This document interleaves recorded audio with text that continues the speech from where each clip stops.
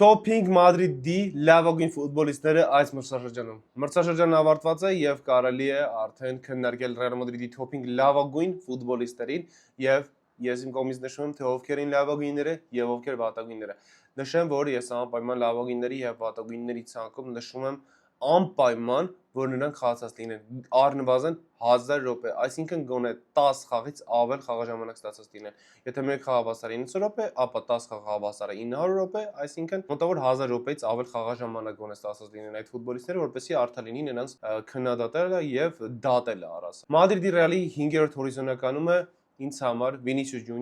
Ջունիորը իր վատագույն մրցաշրջաններից մեկը անցկացրեց Մադրիդում, բայց այդ վատագույնը լինելուց հետ մեկտեղ միևնույն է Մադրիդի այս մրցաշրջանի լավագույնների ցանկում է, քանի որ Մադրիդի Ռեալը ուղղակի խայտարակ ֆուտբոլ է ցուցադրում։ Վինիսիուսը մեր լավագույններից մեկն է, առնվազն գոնե իր արդյունավետությամբ։ Վինիսիուս Ջունիորը ինձ համար առասարակ այդքան էլ չի տպավորել այս մրցաշրջանում, ինձ դուր չի եկել Վինիսիուսի խաղը։ Մի խաղեր եղել են, որտեղ որ Վինիսիուսը միանշանակ փայլել է, որոնցից ամենագլխավորը եւ ամենասկանդալային Էլ Կլասիկոյի դեմ հանդիպումներ, որտեղ որ մենք հաղթեցինք 2-1 հաշվով, եթե չեմ սխալվում։ Ամեն դեպքում Վինիսիուս Ջունիոր 5-րդ հորիզոնական։ 4-րդ հորիզոնականում է Կիլիան Էմբապեն, ով որ Մադրիդի Ռեալի լավագույն ռմբարկուն ճանաչվեց, Լա Լիգայի լավագույն ռմբարկուն ճանաչվեց, Չեմպիոնների լիգայի լավագույն ռմբարկուն ճանաչվեց։ Հիմա կասեք, այսքան բան արել է ու դու իրան առաջին հորիզոնականում չես դնում։ Այո, որովհետև այս ամեն ինչը քիչ է, երբ որ քո թիմը այդ բոլոր մրցաշարից, որտեղ որ դու լավագույն ռմբարկուն ես, թռնում է։ Այսինքն դու գոլեր անում ես անկապ ինչ որ տեղերում, որտեղ որ ընդհանրապես այդ գոլերը պետք չի, կամ երբ որ պետք է դու չկաս։ Եվ այդպես է եղավ, ինքը շատ կարևոր պահերին վնասվածք ուներ, կամ խաղում էր գոլ չէր անում,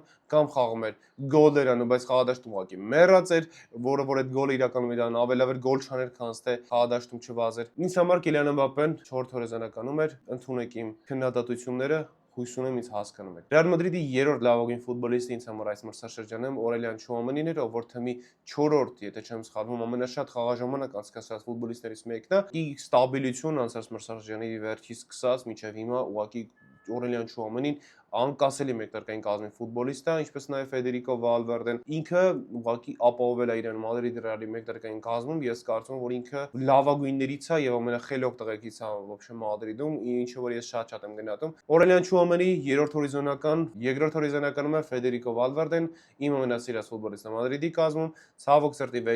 այս վերջին հատվածում մրցաշրջանի շատ վատ բանով աչքի ընկավ, որ ինձ համար սրածարացնում է իրան միանշանակ, բայց ես չեմ կարող մոռանալ այն ինչ որ ինքը արել ընդամենը մի դեպքի համար, որովհետև սա միակ դեպքն էր, որ կարող եմ ես Ֆեդերիկո Վալվերդին որպես մինուս նշել, եւ կարելի է ինչ որ միտեղ նաեւ դնել են, որ իբրև թե ինքն էլ է նաեւ Վինիսիուսի հետ մեկտեղ Ալոնսոյի տակը փորել, բայց իմ կարծիքով, եթե Ալոնսոյի տակը փորել է, ապա խաղադաշտում ես դա չեմ տեսել։ Վինիսիուսի դեպքում ես դա ֆանտաստիկ ձևով տեսել եմ։ Այսինքն Ֆեդերիկո Վալվերդեն պայքարել է Խաբի Ալոնսոյի համար խաղադաշտում, եթե ոչ Խաբի Ալոնսոյի համար, ապա Գերբի համար առնվազն նա ցուցադրել է ֆանտաստիկ ֆուտբոլ, ինչ որ չէի կարող ասել Վինիսիուս Ջունիորի մասին։ Առաջին հորիզոնականում է վերջին մրցաշրջանների միակ լուսավոր կետը մեր թիմի համար, ով որ Խաչաձև կապանների վնասվածքից հետո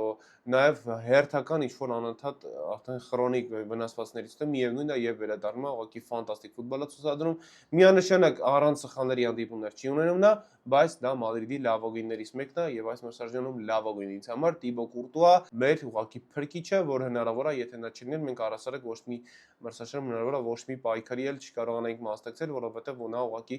անհավանական սեյվեր է կատարում եւ անհավանական գնդակներ է փրկում։ Հայեր ջան, իմ թոփը այսպիսին էր, գրեք ձեր կարծիքով, արդյոք ինձ հետ համաձայնեք թե ոչ, կամ ձեր կարծիքով ով պետք է լինի, ինչպիսի թոփինգ եք դուք տեսնում։ Եթե կցանկանաք նկարանեմ Մադրիդի թոփինգ վատագույն ֆուտբոլիստները այս մրցաշրջանի, անպայման մեկնաբանություններում գրում եք եւ ես տեսանյութ եմ անում ձեր մեկնաբանությանը պատասխանելով եւ եւս մեկ տեսանյութ եմ սպասում Ռեալ Մադրիդի նախորդ մրցաշրջանում կատարված տրանսֆերների իտոգները։ Այսինքն, ինչքան եմ ես գնահատում Մադրիդի կատարած տրանսֆերային պատուհանում կատարած գնումները, եթե կցանկանաք այդպիսի տեսանյութ նաեւ մեկնաբանություններում գրեք եւ նաեւ կընտրեմ ինչ-որ մեկին, ով որ ամենաշատ լայքն է հավաք, եւ նրա մեկնաբանությանը կպատասխանեմ այդ տեսանյութ։ Չենք մոռանում լայքել, բաժանորդագրվել եւ մեկնաբանությունը գրել։ Հալա Մադրիդ, ինադամակ, հանդիպենք մյուս տեսանյութում։